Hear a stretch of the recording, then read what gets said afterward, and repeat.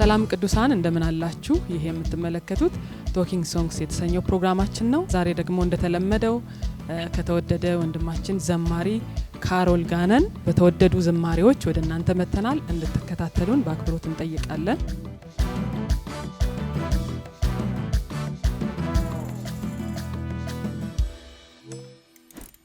ሁለተኛው ዝማሬ የሚሆነው አልተሳሳትኩም የሚለው ነው እና ይሄም መዝሙር እንግዲህ ባለፈው ጊዜ እዚህ ወርሺፕ ናይት በነበረን ሰዓት ላይ ስለዚህ መዝሙር ስትናገር ሰምቻለሁ። ብዙ ሰው የተጠቀመበት ምስክርነት ነውና ይሄን መዝሙር ስትሰራው ምን አይነት ኢንቫይሮንመንት ውስጥ ነበርክ? ምንድነው ኢንስፓየር ያደረገ ይሄን መዝሙር እንድትሰራ? ጊዜው፣ ሁኔታው፣ የነበረው ሲቹዌሽን በቃ ሰዎች ይሄን መዝሙር ሲሰሙ በዛ መንፈስ ውስጥ መሆን እንዲችሉ ማለት ነው። አልተሳሳትኩም የሚለው ዝማሬ የአልበሙ መጠሪያ ነው። የአልበሙ አምስተኛው አልበም መጠሪያ ነው። በታላቅ ደስታ የዝማሬውን መነሻና ታሪክ እናገራለሁ። ግን ለረጅም ጊዜ ቻሌንጅ የሆነብኝ ምስክርነት ነው። ከዚህኛው አልበም በፊት ጌቴሴማኒ የሚባለው አልበም ላይ ዝማሬውን ሳወጣ አብሬ መጽሐፍ ማውጥቻለሁ። ጌቴሴማኒ የሚል መጽሐፍ እና ዝማሬዎቹን መንፈስ ሰዎች እንዲያገኙ እንዴት እንደተጻፈ በመጽሐፍ መልኩን አቅርቤው ያለው አራተኛውን አልበም ያው በኮቪድ ምክንያት ስለተሸፈነ ነው። ይሄኛውንም አልበም ሳወጣ አልተሳሳትኩም የሚለውን አልበም ሳወጣ አምናት ሚስቴክን የሚል መጽሐፍም ሌላም አብሬ አውጥቻለሁ። ዝማሬዎቹ እንደተጻፉ ማለት ነው እና አምናት ሚስቴክን የሚለው መጽሐፍ ላይ አሁን የምናገረው ምስክርነት በሰፊው አለ። ይሄ ዝማሬ ፐብሊክ ላይ ይሆናል ብዬ ኤክስፔክት አላልኩም ነበረ። የጓዳዬ የግሌ ብቻ ዝማሬ ነው ብዬ ለረጅም ጊዜ ያስኩት ዝማሬ ነው። እንዲህ ያልኩበት ምክንያት አለኝ። ይሄ ዝማሬ የተወለደው ከማልፍበት አስጨናቂ ሁኔታ ውስጥ ተጨምቆ የወጣ ዝማሬ ነው። ይህንን ምስክርነት ስናገር ከዚህ በፊት እነዚህ ምስክርነቶችን ስናገር መጽሐፉንም ሳወጣ አንዳንድ ሰዎች ጥያቄ ጠይቀውኛል። በቀለብ እንዴት እንደዚህ አይነት ምስክርነት ደፍረህ በህዝብ ፊት አወጣ የሚል ከራሳቸው ከተለያየ ምክንያት አንስተው ጠይቀውኛል። ኦፍ ኮርስ እኔ መጀመሪያ ላይ ቻሌንጅ ሆኛለሁ ይህንን ምስክርነት ለማቅረብ። ነገር ግን ከዚህ ምስክርነት የተነሳ ድላችን ብቻ አይደለም ምስክርነት የሚሆነው፣ ሸለቋችንም በሰው ህይወት ውስጥ የሚሰራው ፈውስ አለ፣ የሚያመጣው ፈውስ አለ እና ያንን ነገር መናገር ትንሽ ተቸግሬ የነበረ። ጌታ ግን ከምስክርነት የተነሳ ድል የምትነሳው ነገር አለ፣ ብዙዎች የሚፈወሱ ሰዎች አሉ ስላለኝ ታዝዤ አቅርቤዋለሁ። መዝሙሩንም ለእግዚአብሔር ህዝብ አቅርቤዋለሁ። ለረጅም ጊዜ ብቻዬን ምጽናናበት የነበረ ዝማሬ ነው። ወደ ትዳር ከመግባቴ በፊት እኔና ባለቤቴ ከመጋባታችን በፊት በእጮኝነት ጊዜ እንዲሁ በሞኝነት የምናወራቸው ወሬዎች ነበሩ። ያው ትዳሩ ስንገባ እንዲህ ቢሆንልን ብለን ማንም የትኞቹም እጮኛሞች እንደሚወያዩት እንወያይ ነበርና እንደው እግዚአብሔር በመንታ ልጆች ቢባርከን ብለን እናወራና በሞኝነት ጸልየን አለፍን። ከዛ ተጋባን። ከዛ ከ4 አመት በኋላ የመጀመሪያው ፕሬግናንሲ ላይ ያንን የጸለየነው ጸሎት በጣም ኤክስፔክት አድርገነው ነበር እና የመጀመሪያው ፕሬግናንሲ ወይም የመጀመሪያው እርግዝና መንታ ሳይሆን አንድ ልጅ ሆነ። በቃ የጌታ ፈቃድ አልሆነም ብለን ተቀበልን ያንን በረከት። እግዚአብሔር በመጀመሪያው ልጃችን ባረከን። የሚገርመው ነገር ያንን ጸሎት ስናገር በእኔም የዘር ሀረግ ውስጥ በባለቤቴም የዘር ሀረግ ውስጥ ያ አይነት ሁኔታ ተፈጥሮ አያውቅም፣ መንታ የለም። ግን እኛ በእምነት ነበር የጸለይነው እና መጀመሪያ ኤክስፔክት አደረግን፣ አልሆነም፣ ተው ነው በቃ የጌታ ፈቃድ አይደለም ብለን።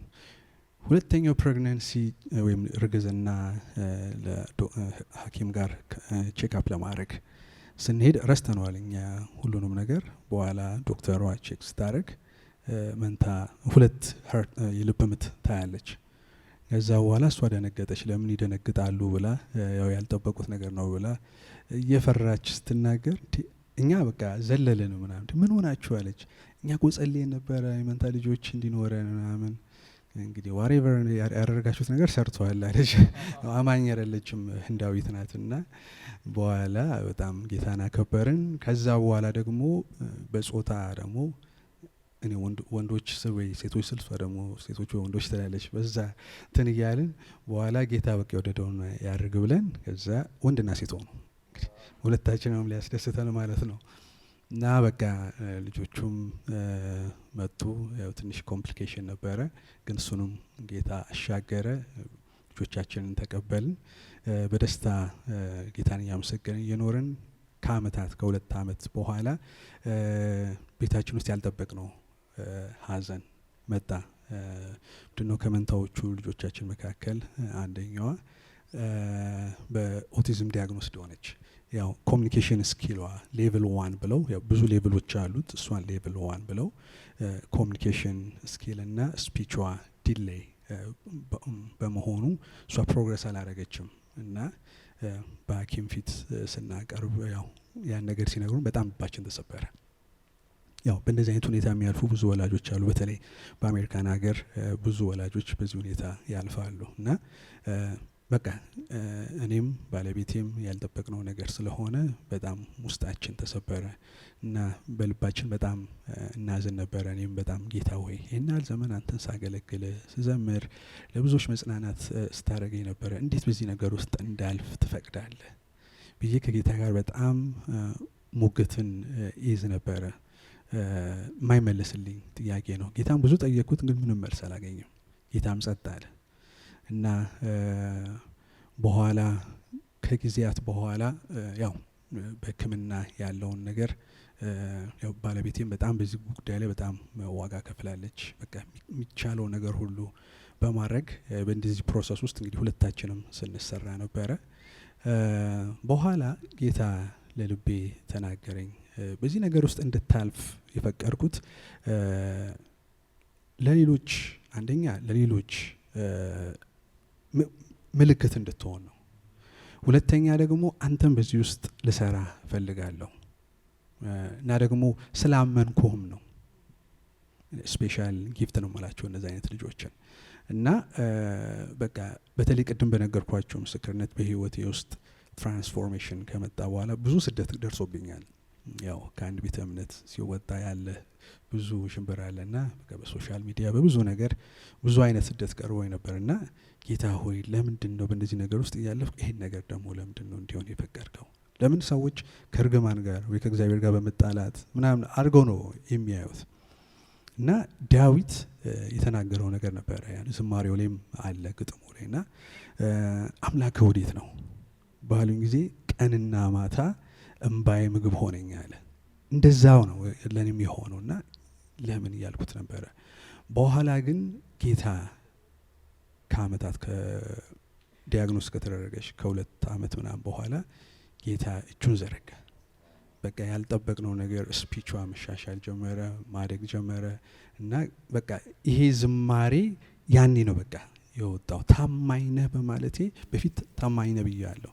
አሁን ግን አየሁት፣ አልተሳሳትኩም፣ ታማኝነትን በቤቴ ገለጥክ ብዬ ጌታን ሳመሰግን ይሄን ዝማሬ ጌታ ሰጠኝ።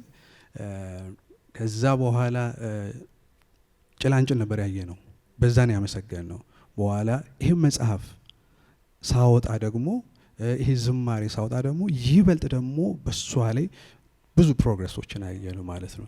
ምስጋናን የሚሰዋ እርሱ ያከብረኛል፣ ማዳኔንም የማሳይበት መንገድ በዛ አለ የሚለው ነገር ገባኝና አሁን በሚገርም ሁኔታ በጣም ጌታ ድንቅን አደረገ። ስለዚህ ታምራቶች፣ ምልክቶች አድርጎ አቆመን። በዚህ ምክንያት የተወለደ ዝማሬ ነው እና ያው በእነዚህ አይነት በኩል ለሚያልፉ ወላጆች እና ቤተሰብ ዴዲኬት ያደረኩት ዝማሬ ነው። አሁን ስንት አመታቸው ሆነ መንታዎቹ? ማለት መንታዎቹ አሁን ወደ 7 የተጠጉ ነው። የመጀመሪያው 8 አመቱ ነው። ኦልሞስት ትሪፕል ነው የሚመስሉት፣ ብዙ ርቀት ስለሌላቸው ማለት ነው። እግዚአብሔር ይባረክ። ሃሌሉያ። ለብዙ ሰው መጽናናት፣ ለብዙ ሰው መጠንከር፣ ተስፋ ማድረግ እንደሚሆን እናምናለን። ከዚህ ምስክርነት የተነሳ እግዚአብሔር ታማኝ ነው። ጌታ አብዝቶ ይባርክ። በዛ ሁሉ ደግሞ ቻሌንጅ ውስጥ እንድታልፍ ጸጋውን ያበዛልህ እግዚአብሔር የተባረከ ይሁን። እሱ ያስችላል። ጌታ የተባረከ ይሁን። መዝሙሮቹን አሁን መዝሙሩን እናውራው። እያንዳንዱን ግጥም እያንዳንዱን ሀሳብ እያነሳን እናውራው። ባይዘው ሙዚቃ ትጫወታለህ አይደል? እኔ አይቻለሁ። አዎ ኪቦርድ እጫወታለሁ። ሶ ስትቀበል ከዜማ ከምን ጋር በደንብ ይመቻል ማለት ነው? አዎ በጣም ይረዳል። ሙዚቃ እውቀት መኖሩ በተለይ ዘማሪያኖችን ኢንከሬጅ አደርጋለሁ። በጣም አሪፍ ተጫዋች ባይባሉም አትሊስት የተወሰነ እውቀት ቢኖራቸው በብዙ መንገዱ ይረዳቸዋል ብዬ ብዙ ጊዜ ኢንከሬጅ አደርጋለሁ ዘማሪዎችንና ወርሺፕ ሊደሮች። በተለይ ልክ ሲጀምር ያለው ዜማ በጣም ተቺንግ ነው፣ ደስ ይላል። አንዳንድ ጊዜ በህይወት ጎዳና ስፈተን ይከብድና የማደርገው ሳጣ ግራ ስጋባ ምግቤ ሲሆን እንባ ስጠራጠር መኖርህን ላፍታ ስል አለህ ወይ ጌታ የትላንቱ እምነቴ ሲጠፋ የኪዳንህ ተስፋ ብሎ አለው ልጄ ብለህ ደጋግፈህ አቁመህ እጄን በእጅ ይዘህ አየው ታማኝ ሆነ። ሃሌሉያ። ከዛ ታማኝ ነህ በማለቴ 4 ጊዜ አልተሳሳትኩ አላጋነንኩ አተረፍኩ እንጂ አልከሰርኩ። ክብር ለጌታ ይሁን። እምነቴ ጠፍቶ ሳልታመንብህ አየው ታማኝ ሆነ። ከዛ ሸለቆ ከረመጥ አውጥተህ አየው ታማኝ ሆነ። ከእጅህ በልቼ እንዳላተረፍኩብህ አየው ታማኝ ሆነ። ስንቴ ስሸሽህ አንተ ግን ታግሰ አየው ታማኝ ሆነ። እምነቱ ጠፍቶ ላልታመነብህ አየው ታማኝ ሆነ። ከዛ ሸለቆ ከረመጥ አውጥተህ አየው ታማኝ ሆነ። ከእጅህ በልቼ እንዳላተረፍኩብህ አየው ታማኝ ሆነ። ስንቴ ስሸሽህ አንተ ግን ታገስከኝ አየው ታማኝ ሆነ። ክብር ለጌታ ይሁን። ምንድናቸው እስቲ እነዚህ ግጥሞች ላንተ የሚሰጡ ትርጉም ምን ማለት ናቸው? ሰዎች ሲዘምሯቸው በምን መንፈስ ይዘምሯቸው? ደግሞም ከነዚህ ውስጥ ደግሞ በጣም የሚነካ ሐሳብ የትኛው ነው? ያው ሙሉ ሐሳብ የሚመርጠው ሐሳብ የለም። ነገር ግን ያው አንዳንድ ጊዜ በህይወት ጎዳና ስፈተን ይከብድና እንደሚለው ሁሌም በህይወት ጎዳናችን ውስጥ የምንፈተንባቸው ጊዜያቶች ይኖራሉ። እነዛ ፈተናዎች ግን ላንወጣቸው አይደለም እንድናልፍባቸው ጌታ የሚፈቅደው። ማንም ተፈትኖ የማያልፍበትን ነገር ውስጥ ጌታ እንድናልፍ አይፈቅድም። ነገር ግን እኛ በጊዜው ምናልፍ አይመስለንም። ግን በዛ ነገር ውስጥ እንሰራለን። በዛ ነገር ውስጥ እንደ ወርቅ ነጥረን እንወጣለን። ስለዚህ ለዛ ነው አንዳንድ ጊዜ በህይወት ጎዳና ስፈተን ይከብድና የማደርገው ሳጣ ግራ ስጋባ ምግብ ሲሆነኝ እንባ። ቅድም እንዳልኳችሁ ዳዊት እንደተናገረው በቃ አንዳንዴ መልስ የምናጣባቸው ነገሮች አሉ። በቃ ያለው ነገር በቃ በአይኖቻችንም በልባችንም ማልቀስ ብቻ ይሆናል። ግን በእነዚያ ነገር ውስጥ አንዳንዴ ጌታ ጸጥ ይላል እና ስጠራጠር መኖርህን ላፍታ ስል አለህ ወይ ጌታ። አዎ አንዳንድ ወጀቦች እንደዚህ ያስብላሉ። አጠገባችሁ ተኝቶ እንኳን ጌታ በዛ ጀልባ ውስጥ እንዴ ምን አንተ ተኝተሃል በእንደዚህ ነገር ውስጥ ይላሉ። እና ጌታ ከኛ ጋር ሆኖ አንዳንዴ በቃ አለ ወይ የሚል ነገር ውስጥ እንገባለን። እና የትላንቱ እምነቴ ሲጠፋ የቃል ኪዳን ተስፋ በቃ ልጄ አልጥልም ከጎና አልለየም ብሎ የገባልን ኪዳን አንዳንዴ በቃ ሼክ ያደርጋል።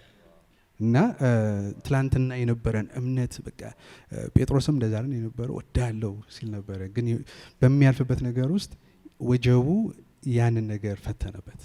ስለዚህ በክርስትና ህይወት ውስጥ በክርስትና ጎዳና ውስጥ እነዚህ አይነት ነገሮች ይገጥማሉ። ሁሌም የተራራ ህይወት የለም፣ የከፍታ ህይወት የለም። በሸለቆ ውስጥም ጌታ ይታመናል። የጌታ ታማኝነት ስናገኝ ብቻ አይደለም፣ ስናጣም ጌታ ታማኝ ነው። ስለዚህ አለው ልጄ ብለህ ደጋግፋ አቆመ። በቃ ያይና ከአቅማችን በላይ ሲሆን ጴጥሮስ ሄደና መስጠም ጀመረ።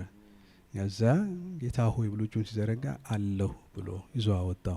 ያይና በቃ ልንሰጥም ስንል በቃ ጌታ እጁን የማዳን እጁን ይዘረጋና ከምንሰጥምበት ያለማመን የጥርጥር ማዕበል ውስጥ ጌታ እጁን ዘርግቶ ያወጣል። ስለዚህ አለው ለልጄ ደጋግፋ አቆመ፣ እጄን በእጅህ ይዘህ አየሁ ታማኝ ሆኖ። በቃ ጌታ ሆይ ብዬ እኔም ተጠራጥሬ ያለው ብዙ ዘመን ዘመር ያለው። እንግዲህ ይሄ ነገር ደግሞ በተለይ እንደ ወላጅ የሚከብድ ነገር ነው። በልጆች በኩል ወላጆች የሚፈተኑት ፈተና በጣም ከባድ ነው። ስለዚህ በዛ ነገር ውስጥ ጌታ እጁን ዘረጋ በራሱ ጊዜ ታማኝነቱን የዘመርኩትን በአክሽን አሳየኝ በበለጠ መልኩ ማለት ነው። ስለዚህ ታማኝ ነህ በማለቴ አልተሳሳትኩ፣ አላጋነንኩ፣ አተረፍኩ እንጂ አልከሰርኩ የሚለው አየው ታማኝ በማለቱ ዘምሬ አተረፍኩ እንጂ አልከሰርኩም። በቃ አምላክ ወዴት ነው የሚሉ አይነት ብዙ ድምጾች በነበሩበት ጊዜ አላሳፈረኝም ጌታ፣ አተረፍኩ። እና ይሄን ይላል። እምነቴ ደግሞ ያው ይመሳሰላል ሀሳቡ። እምነቴ ደግሞ ሳልታመንብህ በቃ አንዳንዴ ስጋ ለባሾች ነንና እንዝላለን። ግን አየሁ ታማኝ ሆነ። እኔ እምነቴ ዝሎ እንኳን እሱም ግን በእኔ ላይ አልደከመም፣ በእኔ ተስፋ አልቆረጠም።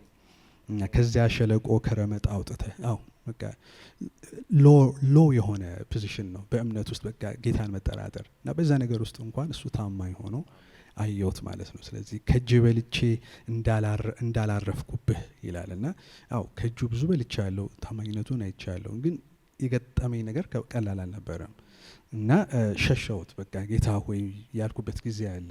ግን እሱ ታማኝ ሆኖ በፍቅር በምህረት ደጋግፎ አለው ልጄ ብሎ አቆመ ማለት ነው። ይሄን ይመስላል።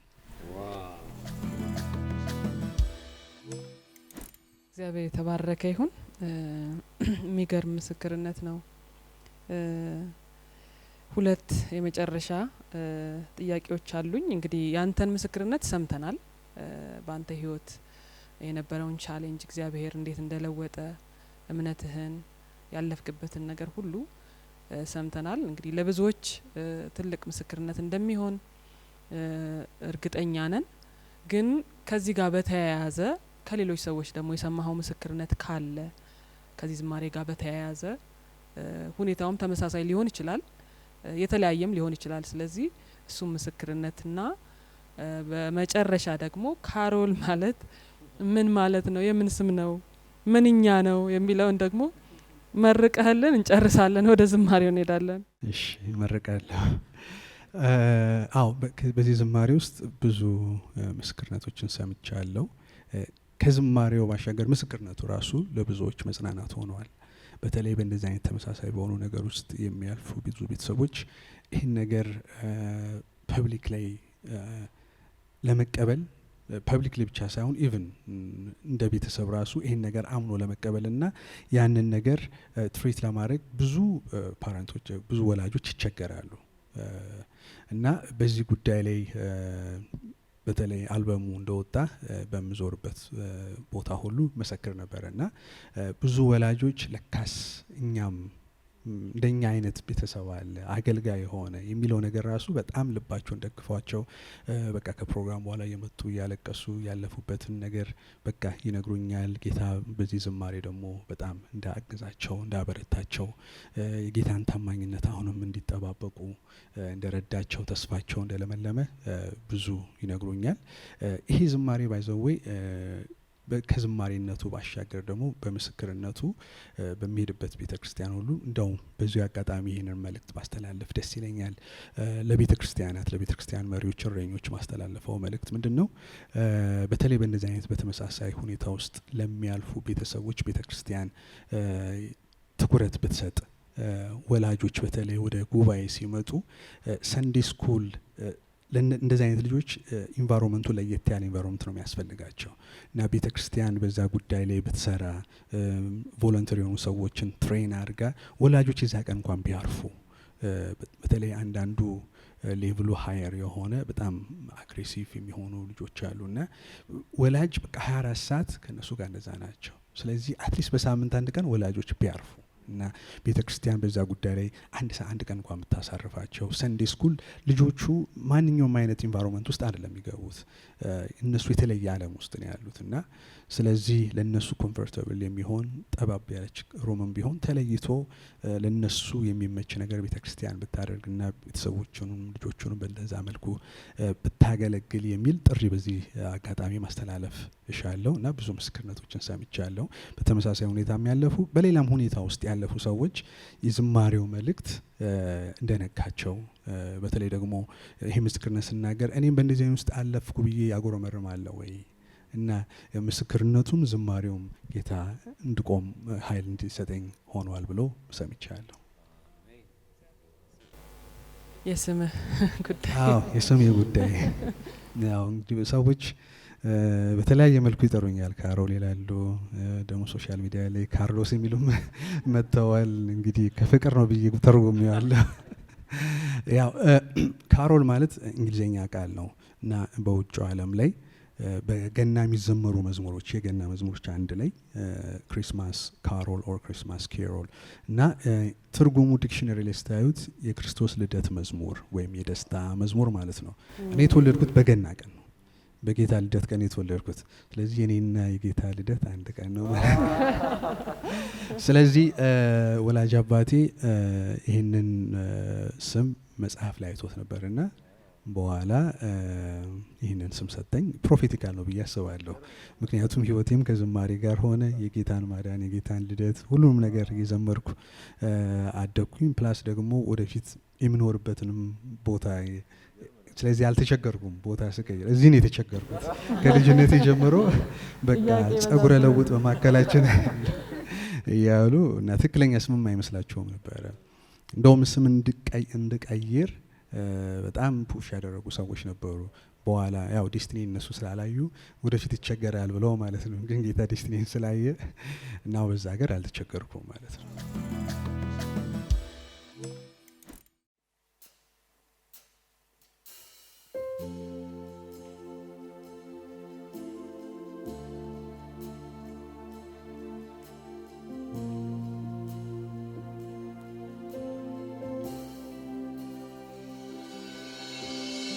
አንዳንድ ጊዜ በሕይወት ጎዳና ስፈተን ይከብድና የማደርገው ሳጣ ግራ ስጋባ ምግቢ ሲሆንባ ስጠራጥር መኖር ላፍታ ስላለ ወይ ጌታ የትላንቱ እምነቴ ሲጠፋ የኪዳን ተስፋ አንዳንድ ጊዜ በሕይወት ጎዳና ስፈተን ይከብድና የማደርገው ሳጣ ግራ ስጋባ ምግቢ ሲሆንባ ስጠራጥር መኖር ላፍታ ስላለ ወይ ጌታ የትላንቱ እምነቴ ሲጠፋ የኪዳኔ ተስፋ አለው ልጄ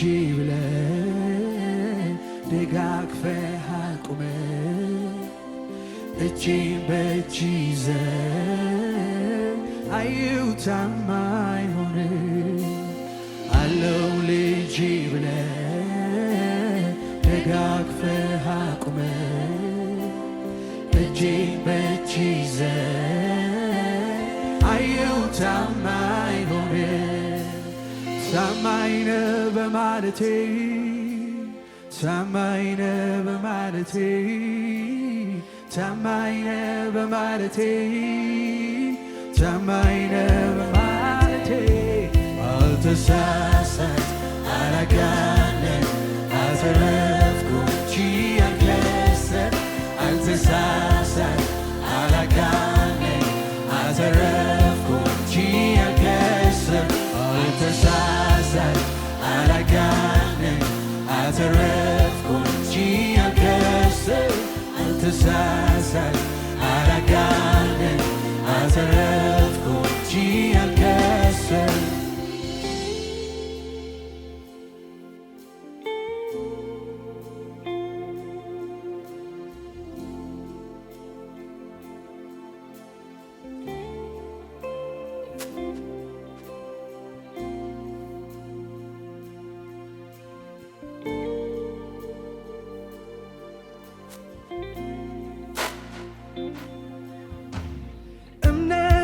ደግሞ ሳልታመንብህ ከዚያ ሸለቆ ከርመት አውጥተህ ከእጅ በልቼ እንዳላረፍኩብህ ስንቴ ስሸሽ አንተ ግን ታግስከኝ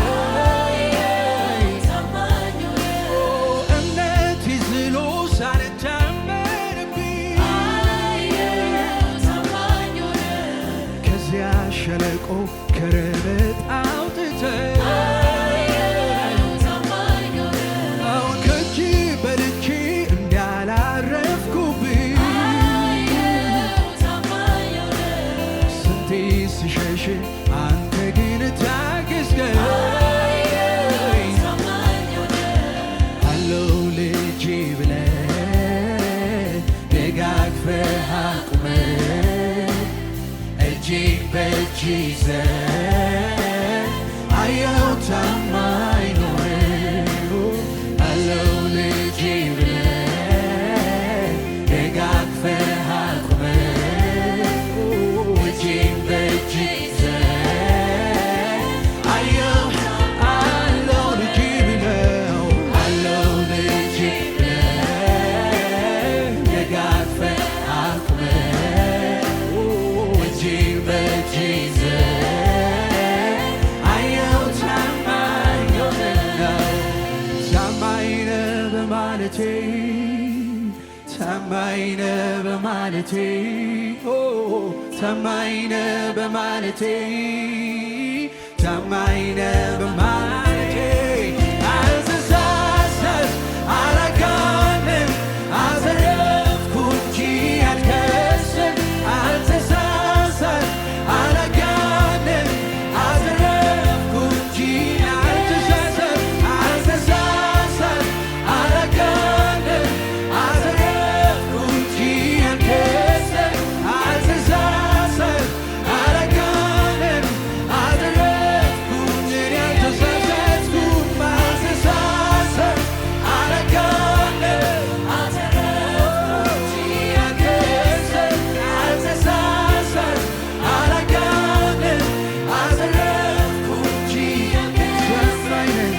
ታማኝ ነህ በማለቴ ታማኝ ነህ በማለቴ ነው ታማኝ ነህ በማለቴ ታማኝ ነህ በማለቴ አልተሳሳት አላጋንም አዘረፍኩ እንጂ ባንተ አልተሳሳት አላጋንም አዘረፍኩ እንጂ አልተሳሳት አልተሳሳት አላጋንም አዘረፍኩ እንጂ አልከሰት አልተሳሳት አላጋንም አዘረፍኩ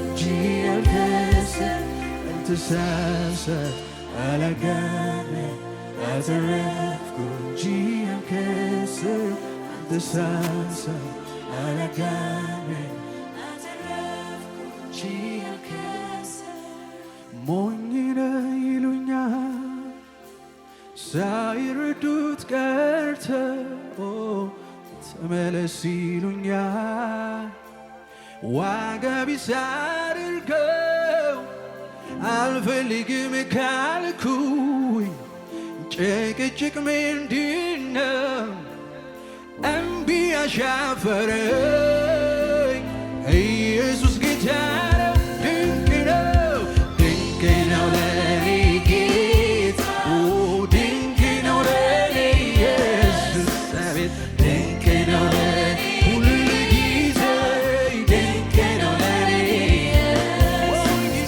ሞኝነት ቢመስላት ለዓለም ድንቅ ነው ለኔ ሞኝነት ቢመስላት ለዓለም ድንቅ ነው ለኔ ድንቅ ነው ለኔ